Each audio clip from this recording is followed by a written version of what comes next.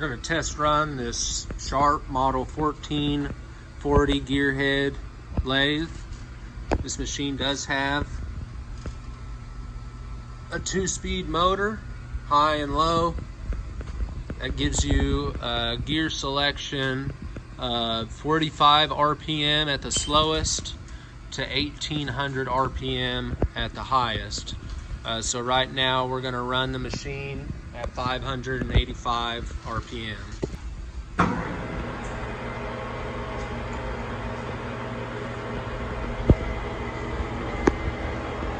Digital readout on the longitudinal axis.